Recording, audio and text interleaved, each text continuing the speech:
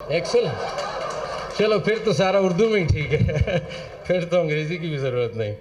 Excellent, I am very happy to note that. Directions जो इस judgement में थी, आई हैव गॉन थ्रू, मैंने वो देखी हैं, और वो फजल साहब ने भी, साकिब साहब ने भी, और बाकी सब ने भी दोहराई हैं। मैं उसको दोबारा नहीं जिक्र करना चाहता। मैं इम्प्लीमेंटेशन पे आना चाह रहा था कि ये पॉसिबल नहीं है कि सुप्रीम कोर्ट की जजमेंट इम्प्लीमेंट ना हो, लेकिन यहाँ आपके सामने एक मिसाल बनी हुई है जिसमें बड़ी देर हो गई है, लेकिन ऐसा होना नहीं चाहिए। मैं देख रहा हूँ कि 2014 की जजमेंट है, और इसमें लास्ट हेयरिंग जो मैंने रिकॉर्ड चेक किया है, जो इफेक्टिव हेयरिंग हुई है, वो 30 नवंबर 2022 में हुई है। 23 में गलत बेंच के सामने लग गया, तो उन्होंने कहा 2 मेंबर है, लग नहीं सकता, और 2024 में हम आ गए हैं।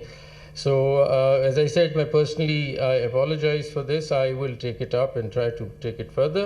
But I want to underline, and क्योंकि सब बैठे हैं और वो समझते होंगे कि इस तरह ही शायद जजमेंटें इम्प्लीमेंट नहीं होती सुप्रीम कोर्ट की, ऐसा नहीं है। सुप्रीम कोर्ट की जजमेंट्स बिल्कुल इम्प्लीमेंट होती हैं, और यही स्ट्रक्चर है आइन का भी।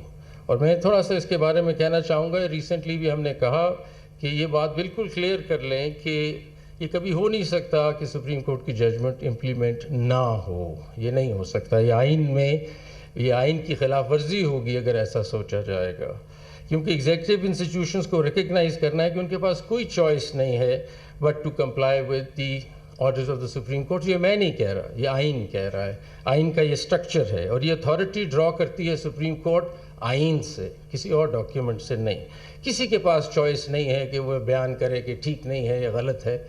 आइन कहता है कि ये जजमेंट है, ये जजमेंट इम्प्लीमेंट होनी है, यही तरीका है।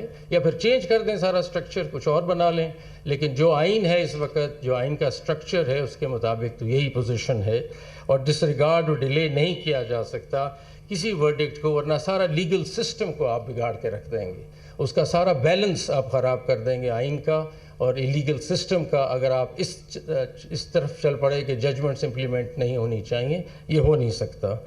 ये सेपरेशन ऑफ पावर्स के भी ख़िलाफ़ है। सेपरेशन ऑफ पावर्स हमें एक काम देता है, एग्जीक्यूटिव को एक काम देता है, लेजिस्लेचर को एक काम देता है, जो हमारा काम है। वरना तो आप सारा इस सेपरेशन ऑफ पावर्स के कॉन्सेप्ट को भी टोटली आप आउट ऑफ बैलेंस कर देंगे। और ये कोर कंपोनेंट है separation of powers, core component है डेमोक्रेसी का, और इसको डिस्टर्ब नहीं होना चाहिए।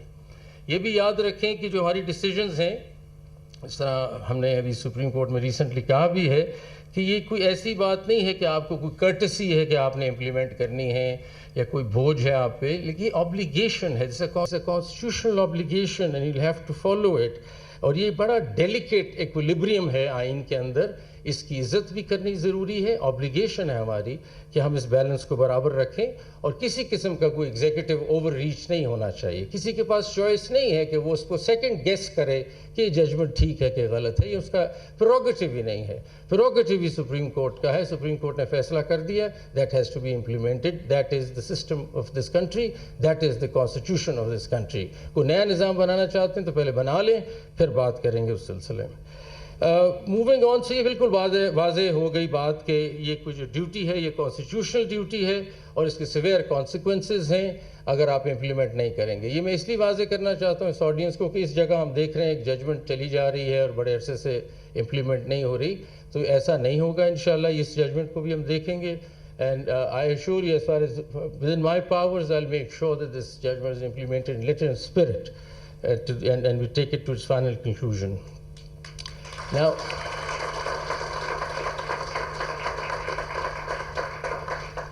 I just want to talk about a little something else also. मैं ये कहना चाहता हूँ कि हमारी जजमेंट तो अपनी जगह, और वो इम्प्लीमेंट होगी, और 2-2.5 घंटे आपने मुझे बावर करा दिया है कि वो इम्प्लीमेंट नहीं हो रही, वो तो होगी इंशाल्लाह, और उसको आगे लेके चलते हैं। लेकिन मैं वैसे, क्योंकि अभी मौका है माइनॉरिटी राइट्स के बारे में, तो मैं कुछ गुजारिशात करना चाहता हूँ ये कि माइनॉरिटी राइट्स को हम कैसे देख रहे हैं सुप्रीम कोर्ट में, या जजेस कैसे देख रहे हैं, लीगल सेक्टर कैसे देख रहा है।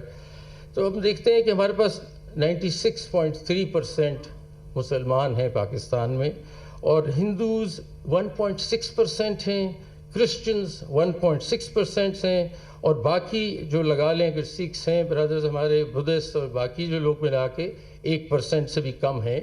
इतनी इनकी मिकदार है।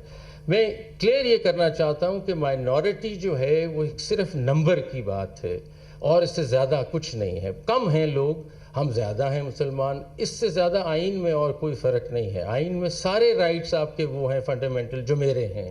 تو اس لیے آپ یہ ریلیکس کریں اور ریسٹ ایشور کریں کہ آپ پاکستان میں بیٹھیں تو آپ کے اتنے ہی حقوق ہیں جتنے میرے ہیں آئین کے مطابق. آپ کے بھی وہی فنڈامنٹل رائٹس ہیں جو میرے فنڈامنٹل رائٹس ہیں, اور مائنورٹی ایک صرف نمبر کا نام ہے, اس سے آگے زیادہ نہیں ہے. ہماری رپورٹس جو ہماری کنٹری کے بارے میں بن رہی ہیں وہ کوئی اچھی نہیں آ رہی. ایک فریڈم ہاؤس کی رپورٹ ہے 2023 کی جو کافی ہمیں شو کرتی ہے کہ ہمارے ہاں حالات ٹھیک نہیں ہیں, اور میں کوٹ کرتا ہوں.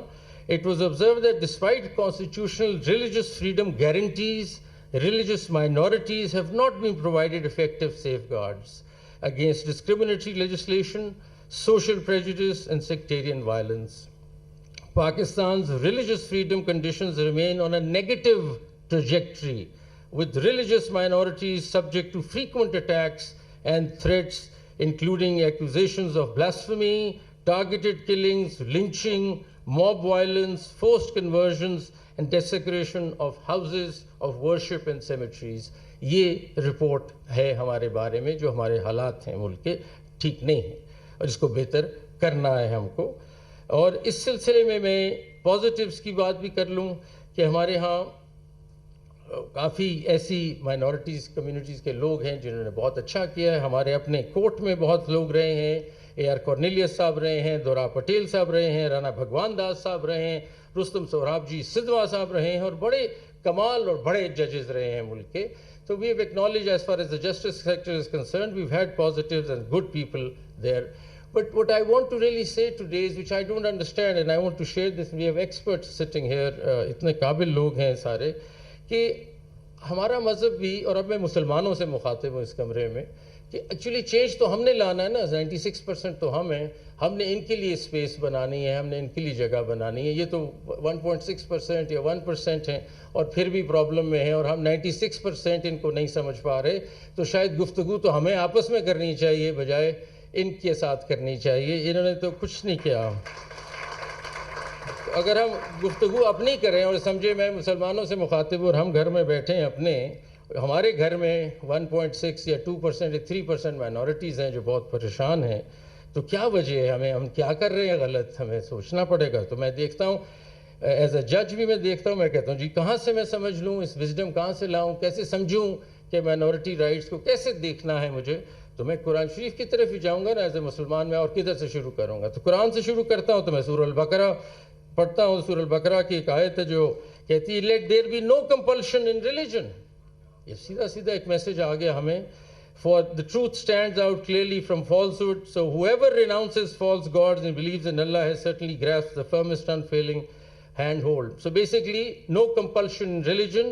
This foundational verse asserts the freedom of belief and religion, indicating that faith should be a matter of personal conviction without coercion. یہ پرسنل معاملہ ہے ہر آدمی کا. یہ سورہ بقرہ ہمیں بتا رہے ہیں. اچھا چلیں, قرآن شریف سے ہم نے دیکھ لیا, پھر ہم جاتے ہیں اپنے prophet Muhammad peace be upon him ان کی لائف دیکھتے ہیں, انہوں نے کیا کہا ہمیں, اور ہم کہاں سے لیں ساری وزڈم. اپنے رسول سے ہم دیکھتے ہیں کہ ان کے کیا سننا کیا ہے اور انہوں نے کیا کہا. سو کانسٹیٹیوشن آف مدینہ کا ہم پڑھتے ہیں, ادھر دیکھتے ہیں کہ ارلیسٹ موسٹ سگنیفیکنٹ اپروچ جو انہوں نے لی ریلیجس ڈائیورسٹی اور مائنورٹی رائٹس کی, اس وقت بات کی انہوں نے مدینہ. اور ڈاکیومنٹ جو آؤٹ لائن کرتا ہے وہ کہتا ہے کسی قسم کی ایگریشن نہیں کرنی, میوچل اسسٹنس کرنی ہے, فریڈم ہونی چاہیے